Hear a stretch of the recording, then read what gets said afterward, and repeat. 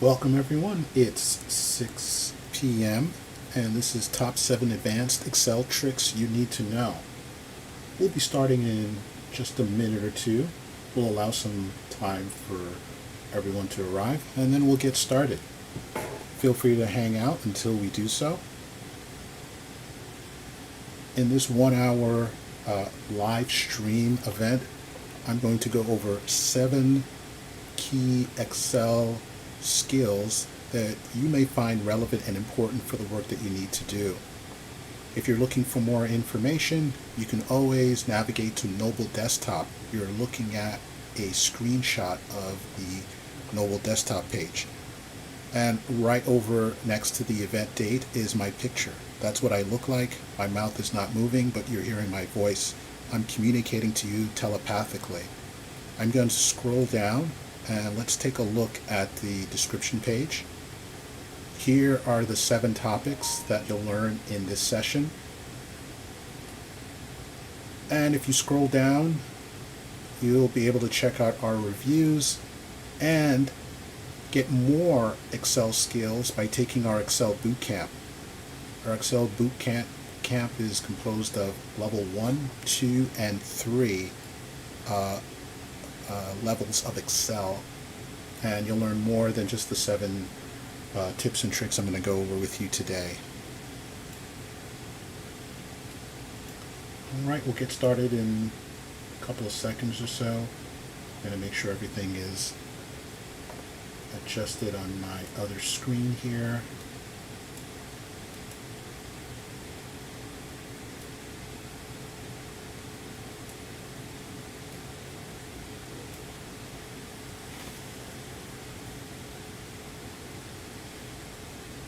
Alright, let's get started. So as I said, this is an Excel spreadsheet. I've taken a snapshot, a screenshot of the Noble Desktop window for this page. I've added my picture over on the right so you can see me. I'm communicating with you telepathically. I've minimized the ribbon tab so we could just focus on the screen, but I want to bring that back because I'm going to be working in Excel. So I could bring back the ribbon by simply going over to any of the ribbon tabs and double clicking, let's say on Home. If I double click on it, I lock it into place. If I double click on it again, I can hide it. I can go to any of the ribbon tabs and just double click to bring it into view and double click again to hide it. If you like keyboard shortcuts, the keyboard shortcut you can use to display the ribbon tab is Control F1. And that will lock it into place. Control F1 again will hide it. Now I'm going to keep this up and available for the rest of the class. I want to navigate to the next worksheet in the workbook. Currently, if you look down at the bottom left-hand corner, the tab that is selected is Top 7 Advanced. So the keyboard shortcut you'll use to navigate over to the next worksheet is very simple to remember.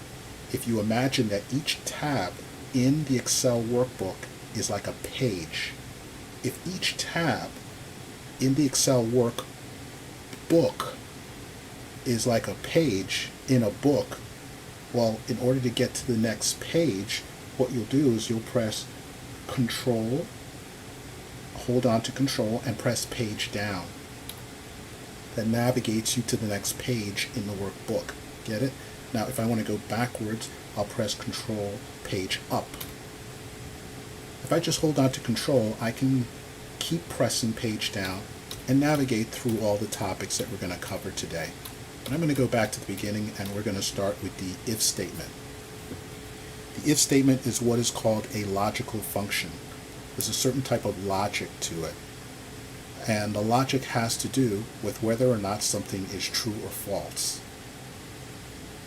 That's the basis.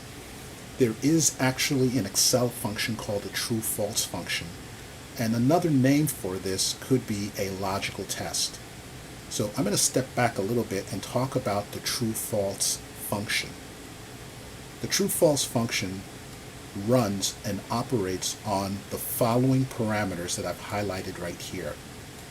And another keyboard shortcut trick If I need to zoom in and out of my spreadsheet, I'll just hold on to the control key on my keyboard. I'll just press and hold that. And then if I have a scroll wheel on the mouse, I can roll that in and out to zoom in and out of the spreadsheet without having to use my mouse to click on the plus and minus buttons that only increase 10% or decrease 10% at a time. It's much easier to hold a control key and roll the wheel. So the parameters that we have for the true-false function are equal, not equal. This symbol, of course, stands for greater than. The next one is less than. And you can remember that it's less than because it looks a little bit like a tilted L. If you straighten that out, that'll be an L. Then you have greater than or equal to.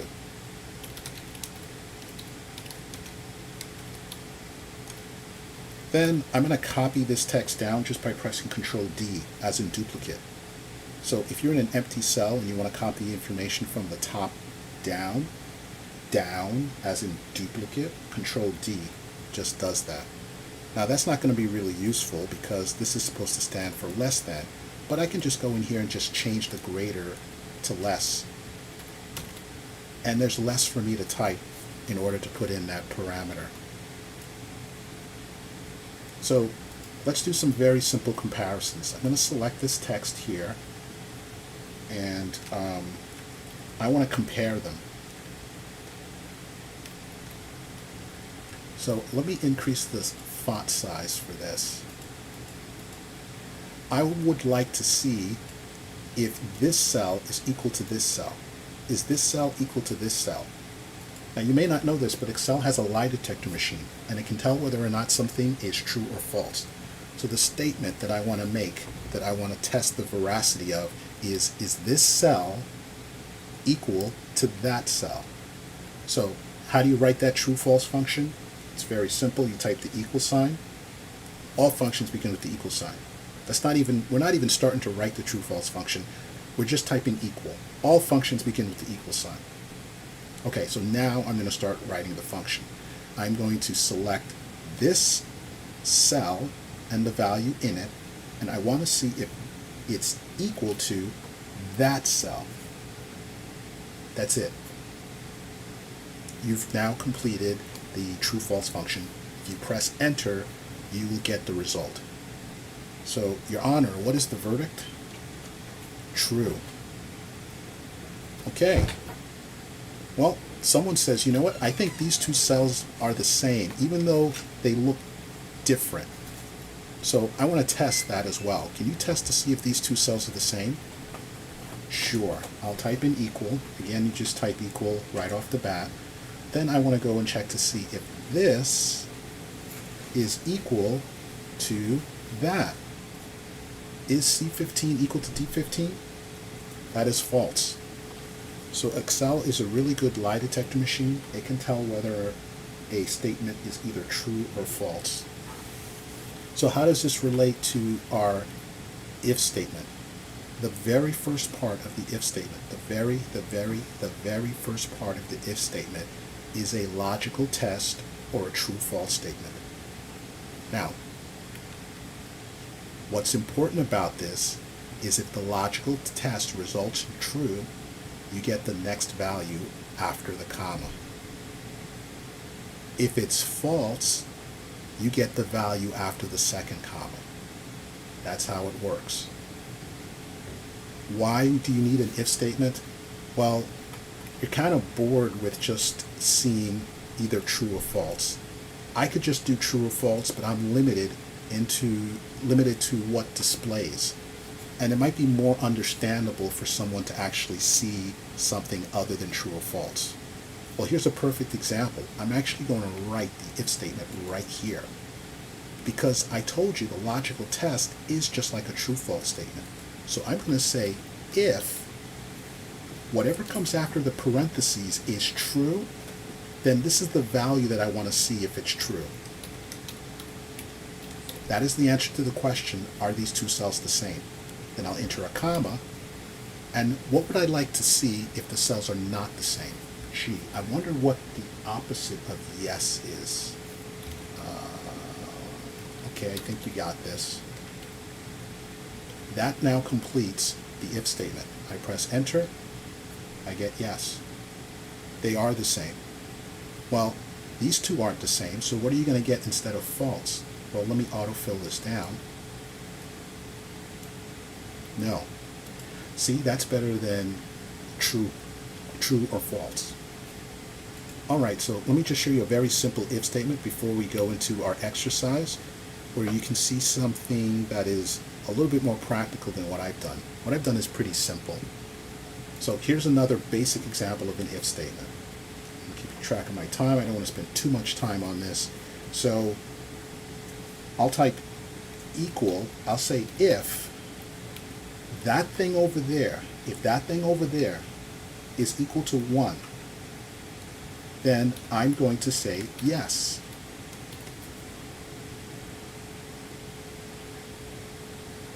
Or I could say, you know what? I'll say more than that. I'll say 1. That's what it's equal to. Now, what if it's not equal to 1? What could I say about that cell? Well, I don't know what it is, so I don't even know what to write, because it could be anything. I know. I think this will work 100% of the time. Now, I might not know what it is, but I know it's definitely not 1. So I'll press enter after the closing parentheses, and I have 1. Now I'll go over here and I'll type 500. Guess what? That is not 1. I'll go over here and type 1. We get 1. Well, how about negative 1? Is negative 1 equal to 1? No, that's not 1. Well, how about 0? Is that equal to 1? No, that's not 1. Well, is 1 equal to 1? Yes, that is 1. So how could you use this, let's say, in a table where you need to compare values across 2 years? So I have 2 years worth of information here, and I would like to check to see if year 1 is higher or lower than year 2. Is year 1 higher or lower than year 2? Because I'd like to filter the months by which months are higher or lower. Let's see, how could I do that? Let's see. Okay, this is what I'll do. If this is greater than that, then I'll say year 1. And I'll just say higher.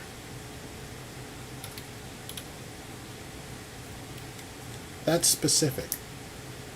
Well, what if it's not? Well, then it'll have to be year 2. Now, I know I'm not taking into account that both years could be the same. I'm assuming they're not going to be the same. So if year 1 is not higher than year 2, then year 2 must be higher than year 1. And we'll be able to figure this out pretty quickly. The if statement works great if you have a lot of values. If you have a lot of values, you don't want to eyeball it and look at each and every individual value. You'll just let the if statement do all the work. Now I'll go here and autofill down, and there we go. Now I have a lot of results here.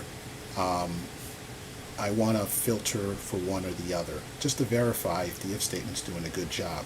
See if the if statement's going to stay around next year. So I'll go and add a filter.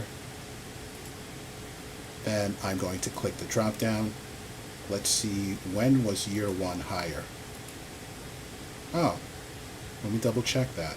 Yeah, that's accurate. Yep. In every instance, for these months, the values in year 1 were higher than year 2. So now I can do some analysis and take a look at what was going on during these months that made a big difference. Maybe it was someone we hired. Maybe it was a particular salesperson. Okay, when was year 2 higher? Interesting. only 4 months out of the year were year 2 sales higher. So we're going to have to do some work to be better than last year, if year 2 is this year. And I can see we did good in February, and then it was a couple of months before, quite a few months before we got back to a higher amount. And then we have just August and October. So that is the if statement, very useful for analyzing data. Let's now take a look at our next topic, which is VLOOKUP. I could spend a half an hour just on VLOOKUP itself, but I'm going to do a quick overview. So VLOOKUP, in its simplest terms, it's a way to look up information. You could pretend that you're an operator and you need to look up information. So if you're looking up information, that means the person asking you does not have all the information. They just have a piece of the information, and they want you to look up the rest. There are 4 arguments to VLOOKUP, which is why this can potentially be daunting and intimidating. But let's zoom in and take a look at the 4 values, and I'll explain them briefly. First of all, the lookup value, that is the value that you're looking up. You're a data detective. You need to find a missing person or a missing value or a missing metric. You need a clue.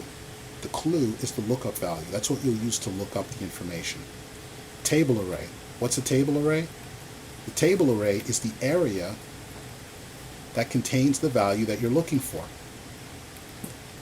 So this is a table array. One of the obvious reasons it's a table array is because of the word table. So not much mystery there. Table array is most likely going to be a table of information. Column index number. Quick point about the table array. Whenever you're selecting the table, the first column must include the lookup value. So the clue that you've been given to look up the information has to be in the first column of the table you're selecting. That means don't select the table like this. Why? Because ID B75 is not in the name column.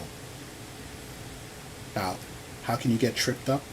Well, let's say someone organizes their table this way.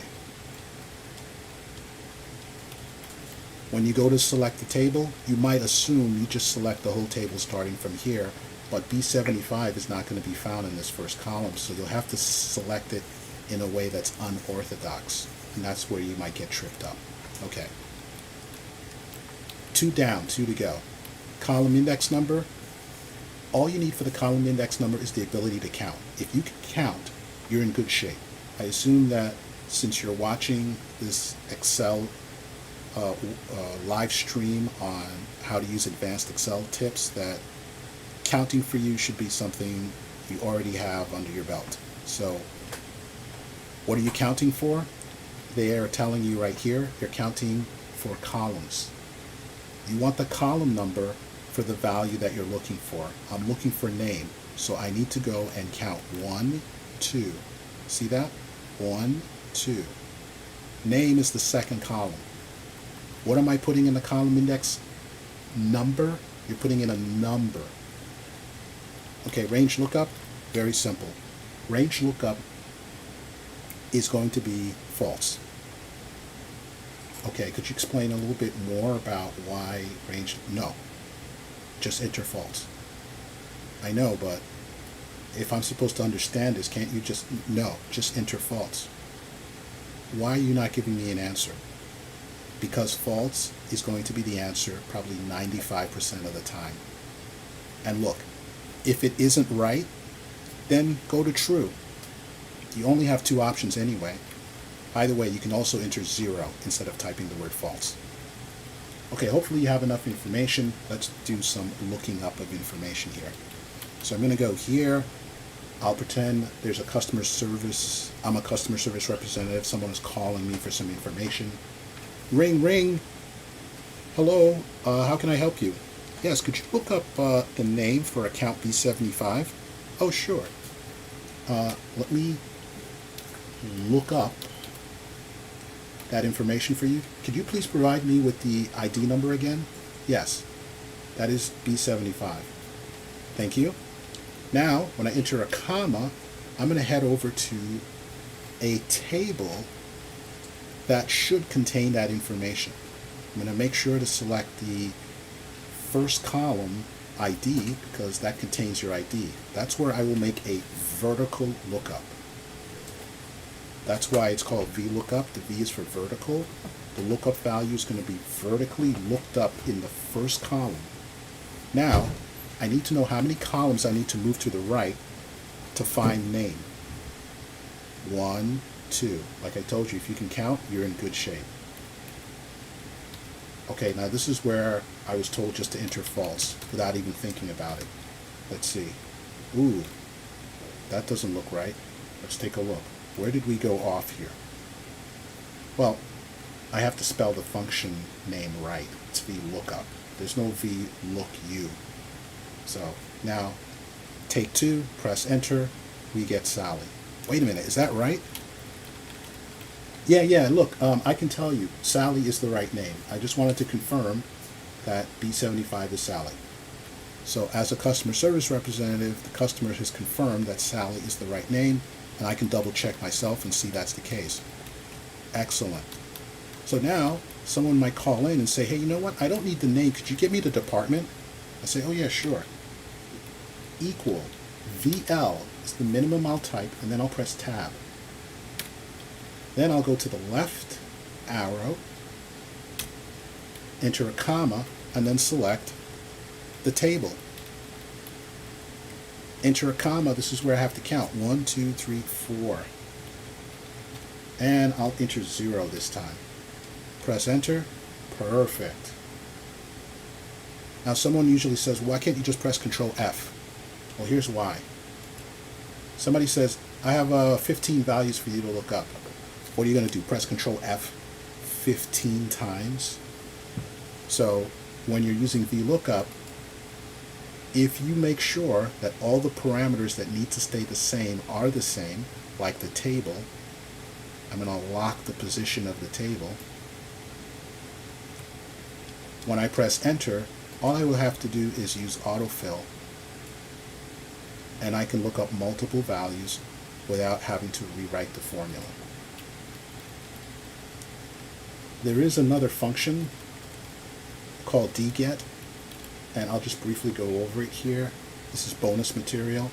Dget does the same thing as VLOOKUP, but it only takes 3 arguments. It's a little simpler.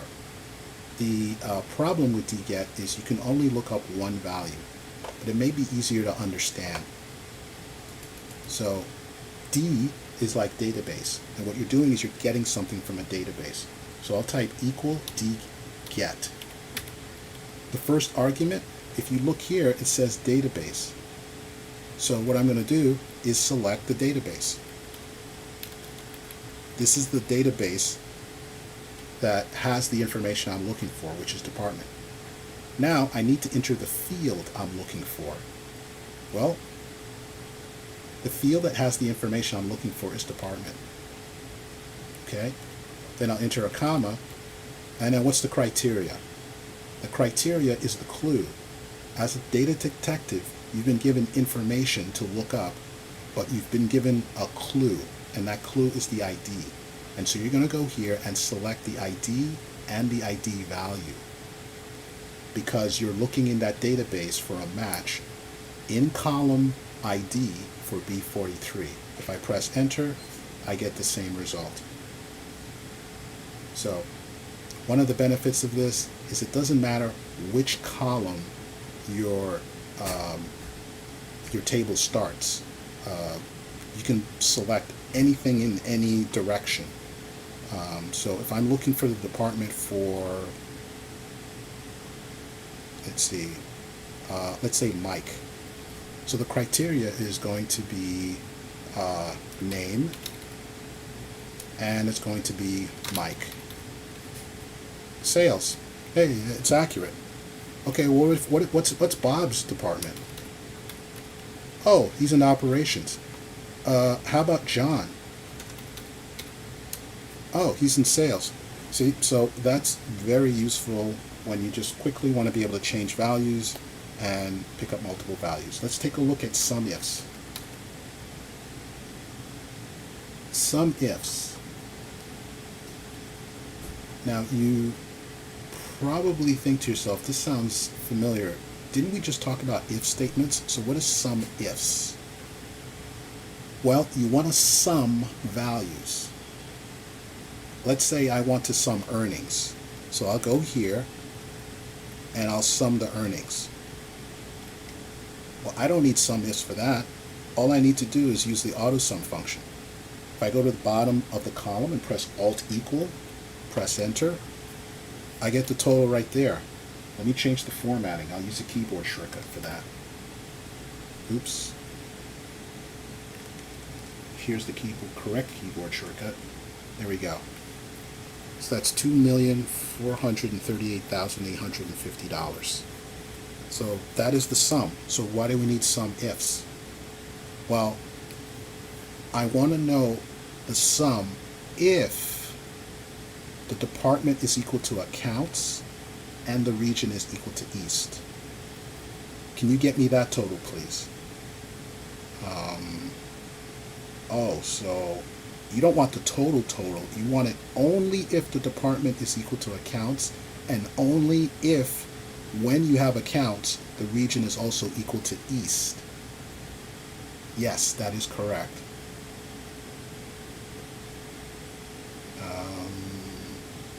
You know what? I think I know how to do this. I'll just go to the Data tab and I'll apply a filter.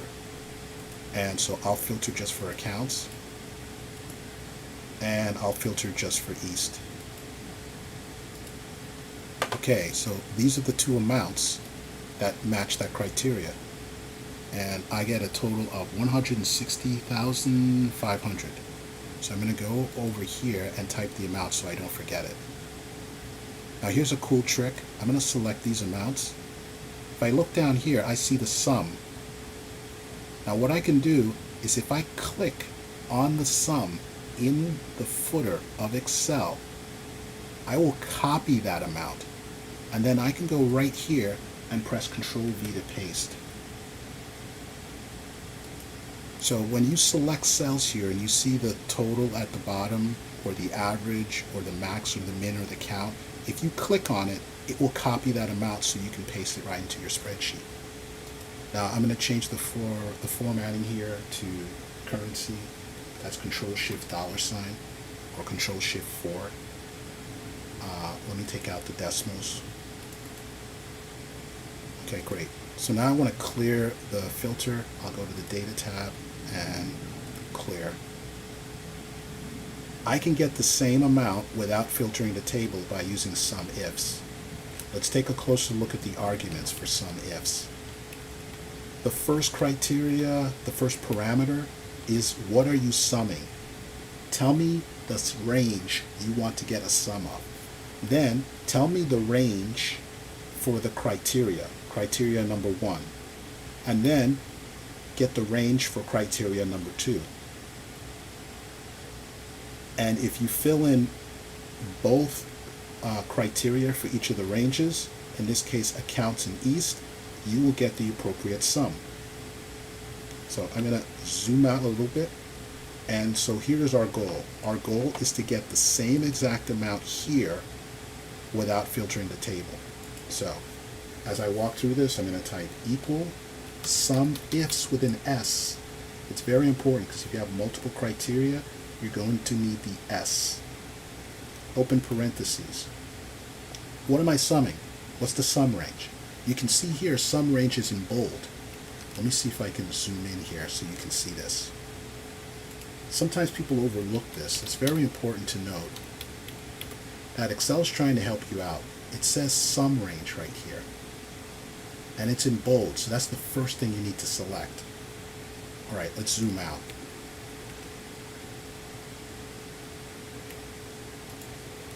Equal sum ifs.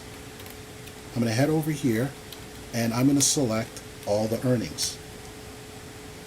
If I just press enter, I'll get that 2 million amount. I don't want that because I have a criteria requirement. And let's start with accounts. This column needs to have a value that's equal to that. Get that? The red column needs to have a value that's equal to what I just selected. Now, if I wanted to type that in, I can put it in double quotes, accounts. Make sure you spell it correctly if you're typing it in. Now, is that it? Do you just want the sum of all the amounts in the accounts department? No. I need the region to also be equal to this guy right here, East. That's it. That's the two criteria. Press enter. 160,500. I'll head over to the Home tab. I'll apply some currency formatting, take out the decimals, and there's a match. That is some ifs. Now, something I like using are named ranges. If you use named ranges, you can type the formula in a way that doesn't look as dramatic as what I have here, or potentially even disturbing. Let me open this up a little bit more. Look at that. Oh my gosh. If I was new to Excel, I would be intimidated. So let me show you an easier way to do this. Now, we don't have too much time, so I'm going to go through this pretty quickly. I'm going to name every column in the table. I'm going to name every column in the table. All the values for each column, I'm going to name them after the name of the header. So name is going to represent this. Region is going to represent this. Department is going to represent this. Earnings is going to represent this. Remember, I used this when I was referring to the sum range? And years of service is going to refer to this. Now, I'm being asked a different question. Instead of the sum of earnings, they want to know the total years of experience for the accounts department located in the East. I don't have time to play around selecting ranges, so I'm going to come up with named ranges for each of these columns. Now, you might have to take the class for this, but since I'm in a hurry and I have other topics to cover, I'm just going to go through this quickly. Control-Shift right, Control-Shift down, Control-Shift F3, and I'm going to uncheck left column and click OK. I just named all 6 columns. Garfield, I don't understand why you went too fast. Why did you do that? Because now I can type English. I like English. I don't speak Excel. So, equal, sum ifs. What am I summing? Earnings. When the department is equal to accounts.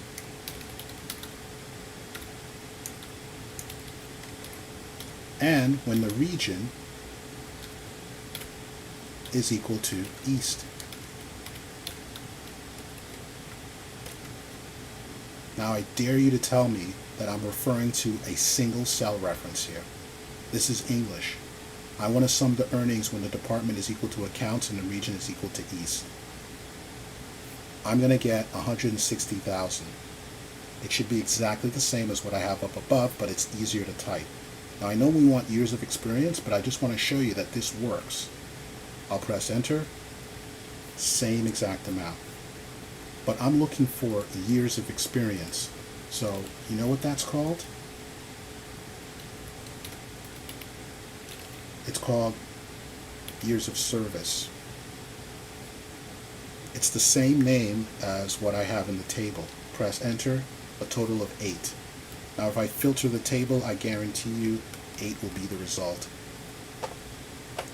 What did I do? I'm going to double click on the formula, function. Let me go back here. There you go. Isn't that nice and neat? I selected the same columns, but I typed the names of the headers for each column of data. I did not have to select with my mouse all those columns. But I have the criteria columns and the sum column, which is the number of years. Okay, I'll press escape, we'll come out of that. 6:36, we have about 25 minutes to go. What I did was what I did. It was useful. I'm going to do the same thing, but quicker. In each step of this process, we're going to move a little faster.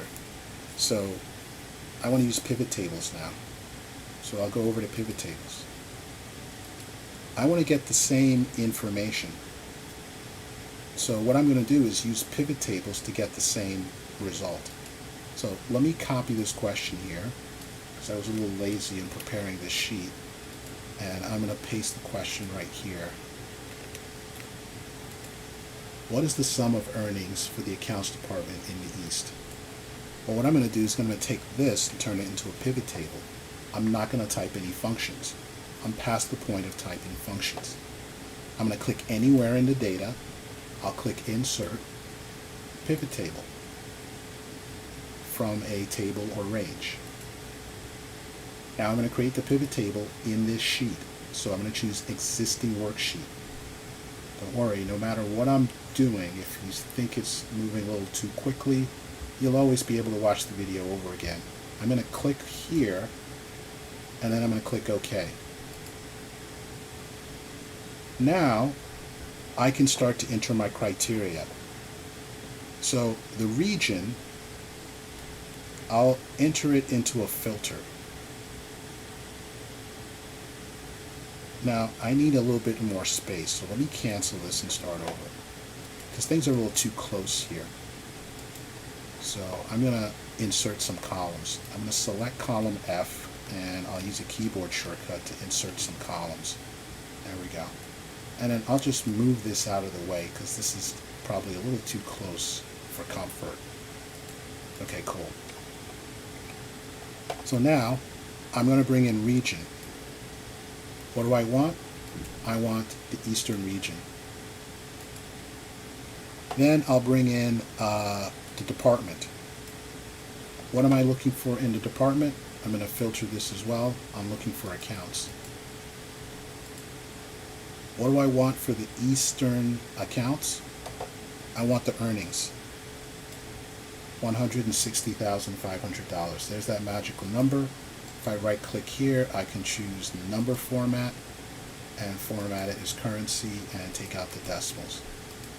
That's why pivot tables are a lot easier to use and quicker than having to remember to type all of this or even this. As you can see, with the limited time I have, this is going to be very useful for me to use to calculate. Not only can I get the total amount for the accounts department in the East, I just have to filter for administration and I'll get that total, which is nothing. Customer support. Do we have a customer support department in the East? No, we don't. How about human resources? Is there human resources in the East? Yes. The total is $242,000. So now I'm just easily filtering the information. I did not have to write anything like I did in the last exercise to get the accounts. So that's the benefit of working with a pivot table. Usually I'm inclined to ask, are there any questions? But you would only be able to answer in chat, and this is not sort of like a live interactive class. Alright, so pivot tables. How can we do better than pivot tables? We just used pivot. How can we possibly do better than that? Well, you can use macros. So I want to create the same report that I just did, but I want to be able to not have to spend as much time and do as much work as it took to do all of this. How are you going to do that? Well, I'm going to record the actions that I took to create that pivot table report, and I'm going to save it inside of Excel so that when I click a button, I can reproduce the report. Now the investment is doing this the first time. It's not much of an investment because I just did it here. So the goal again is to get the total for the accounts department in the eastern region. Let me take out human resources. Okay, so I'll go here and a couple of things before I just do it, because you want to understand this. What are macros? Macros are a way to record the actions that you take in Excel to do anything in Excel and play them back. It's almost like you're teaching a robot what you do right before they replace you in your job. So, but in this case, maybe you could be a manager of robots, so you won't completely be out of a job and have yourself replaced. So maybe you're a manager of robots. Maybe that's a little bit more optimistic. I want to train my robot to do my work for me. So I'm going to go over to what's called the Developer tab. Now, if you don't have this, you can right-click on any tab and choose Customize Ribbon. I have it selected here, but you may not. If you don't, then your developer checkbox looks like this. If I click OK, it is not visible, just like it's not visible for you right now. Let me show you how I can add it. I'm going to right-click on the View tab, choose Customize Ribbon, and then go to the checkbox for Developer and click OK. This tab has dedicated commands for working with a macro. What you want to do is record your actions. You want to invite the robot to sit next to you at your desk and watch everything that you do. So how you do that is you click Record Macro. So I'm going to do that. Now before you start, you have to give this macro a name, or else how are you going to find it later? Now, there are certain rules for the name. The name can't have spaces, and the name can't start with a number. And you can't use a name that's already reserved in the code. I'm going to break this rule. I'm going to break almost all of them. I'm going to type 1 space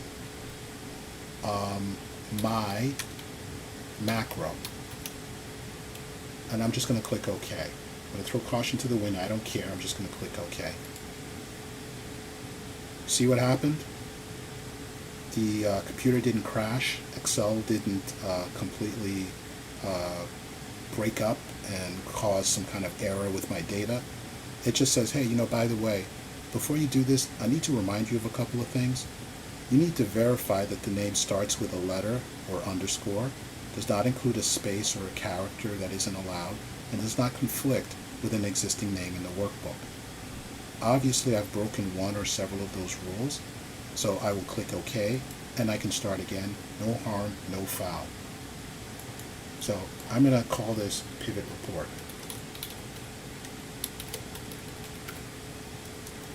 Now I can tie a keyboard shortcut to this, but you don't want to use any of your existing keyboard shortcuts like Control-C, because the next time you go to copy something, you're going to run the macro. You would think Excel would say, hey, hold on a second, Control-C is used for copying information, you should not use that. Excel's attitude is more like, well, go ahead, see what happens. If you want to play that way, go ahead, see if next time you go to copy something, what's going to happen. It's assuming that you should not use Control-C. So almost all the letters are taken.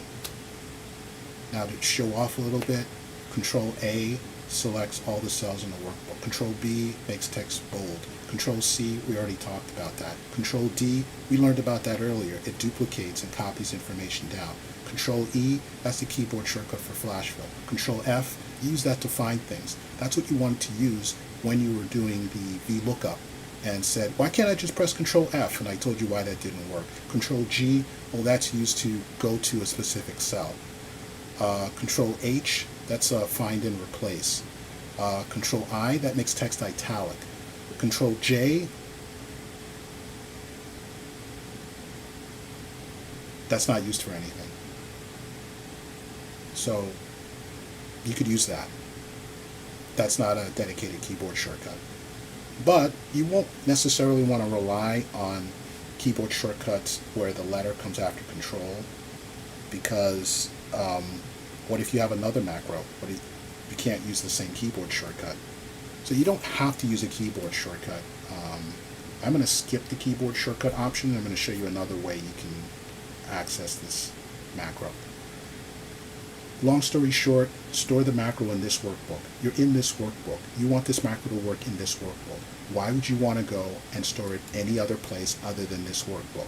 Don't look at the other options unless you're taking the VBA class, and then we can talk about that. Stay in this workbook. Write a description? You don't have to.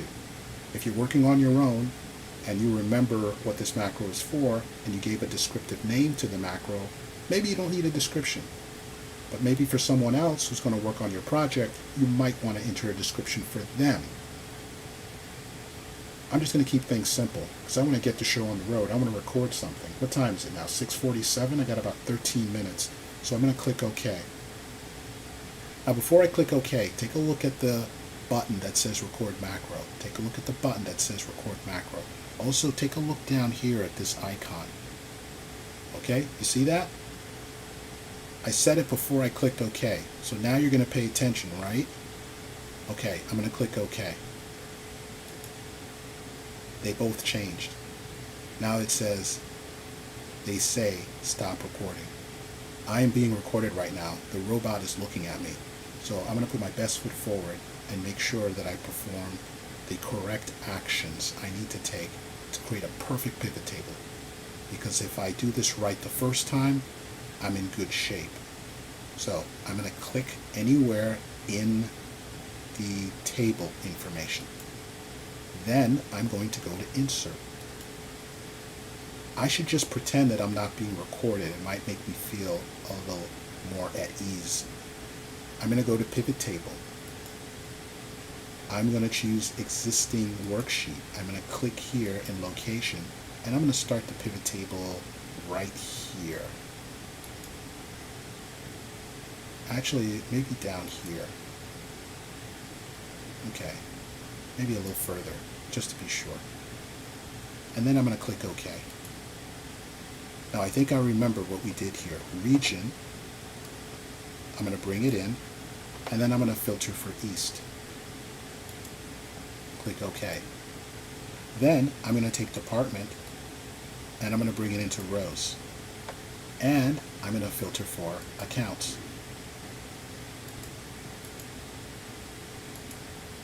Now what do I want for the Eastern region with the department accounts? I want their total. So I'm going to take the earnings, I'm going to put it into the value section.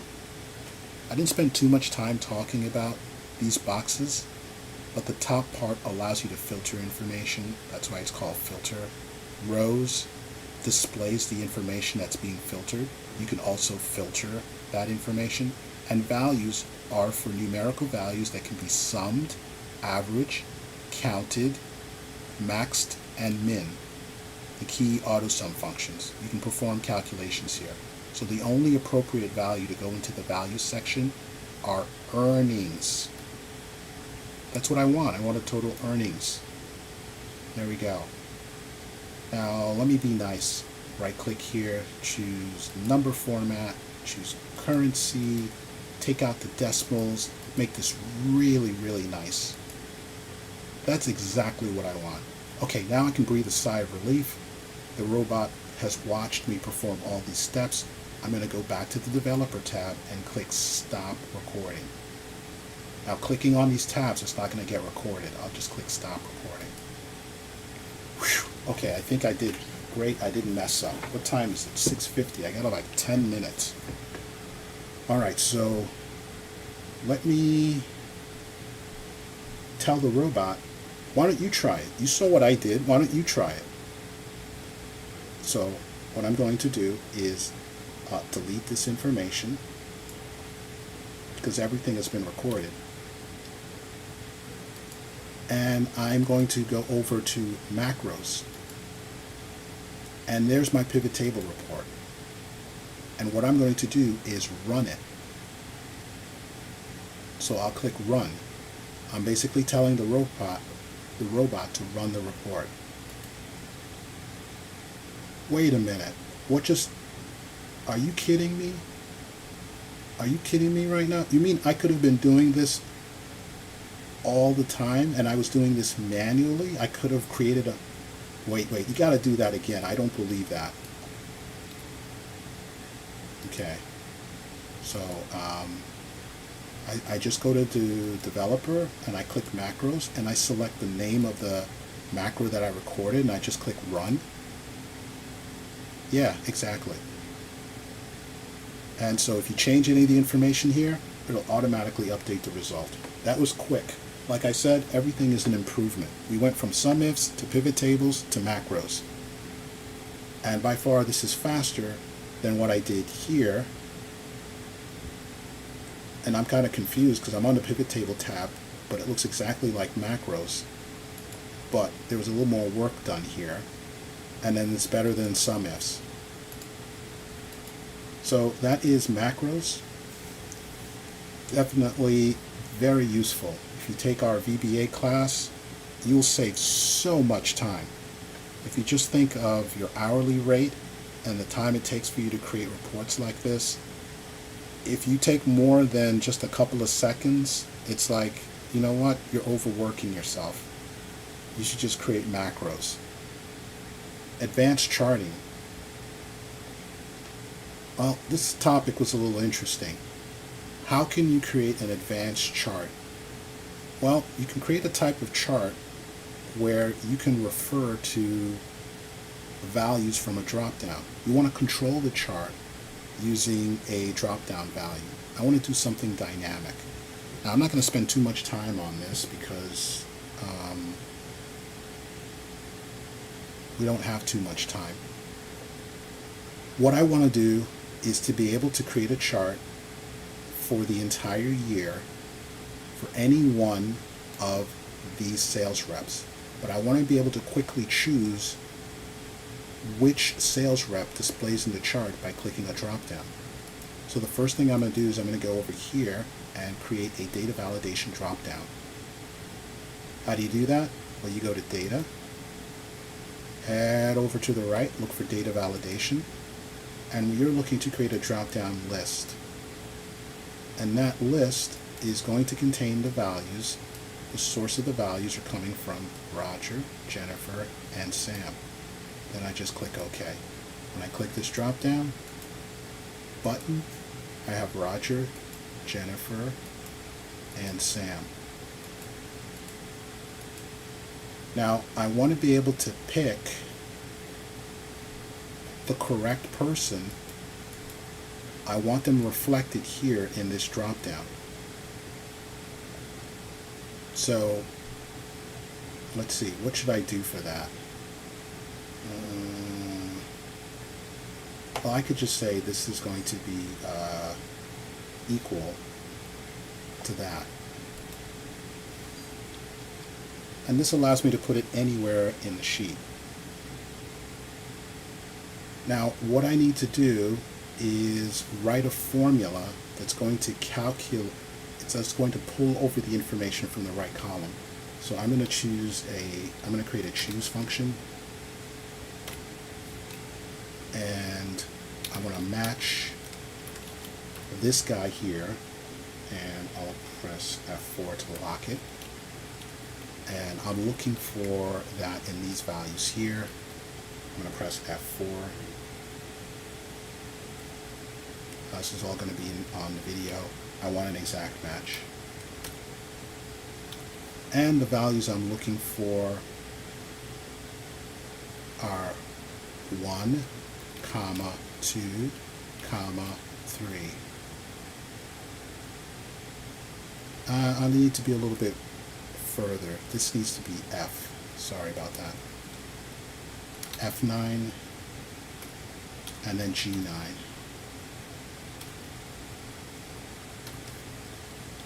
press enter. Let's test this out.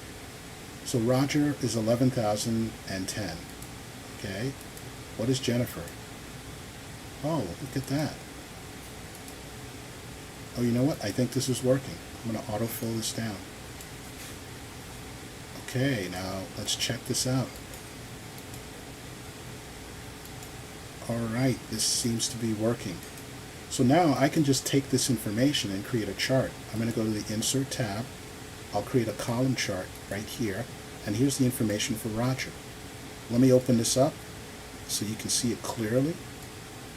I can control this chart by clicking this drop down. So this is Roger's information. How about Jennifer's? Wow, look at that. How about Sam's information? Very nice.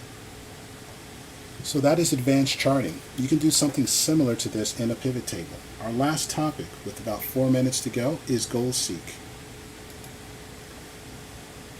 For goal seek, I'm going to take you back to algebra.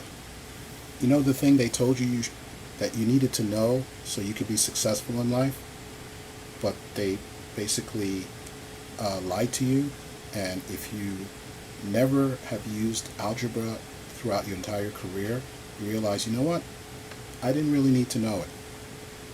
But for this, you'll need to know it.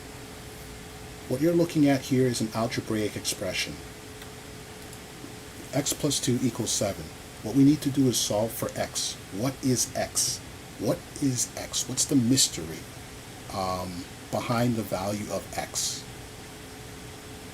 There's no mystery. X is equal to 5. If you took any longer to solve it, your brain might hit you upside the head and say, what's taking you so long? I know you don't understand algebra, but I hope you understand basic addition. 5 plus 2 equals 7. Now there's a relationship here because 7 minus 2 equals 5. Isn't that interesting? So, not a big deal. Here is another example, a little bit more practical for work situations. You have an IRA balance of $10,000. It grows at 5% every year. At the end of 10 years, you'll have $16,289. The question is, what does my growth rate need to be in order to have $20,000 by year 10? What does my growth rate need to be in order to have a total value of $20,000 by year 10? X in this case is the growth rate. This is not something you can just look at and figure out by just saying 5, like in the last example. So what you have to do is go to goal seek. Now it takes some work to find goal seek because you'll have to seek it out. You have to go to the data tab, and then you're still not going to see it. Then you have to go to what if analysis. You still don't see it. Then you have to click the drop down, and then you see goal seek. There are 3 arguments you need to fill out here in order to come up with the right result. But it's very easy to understand if you think of this as constructing a sentence that makes sense for the result that you want. You want to construct a sentence that makes sense for the result that you want. What is the sentence you're constructing? Here it is. I want to set this cell to a value of 20000 by changing that cell. That is the sentence. If you understand that sentence, you understand goal seek. I want to set the value of L22 to a value of 20,000 by changing the value in E11. What do I do next? Just click OK. Congratulations. You need to have a growth rate of exactly 7.2% in order to get to 20,000 by year 10. So now you know what you need to shop around for an interest rate. Click OK, and your work is done. That is goal seek. You have a goal, which is 20,000, but you just don't know what the interest rate is that you need to seek in order to get that result. So those are the top 7 tips and tricks, advanced Excel tricks you need to know for these situations. Hopefully you found this useful. with that, I'm going to conclude the class. Thank you for joining us. I'm going to go back to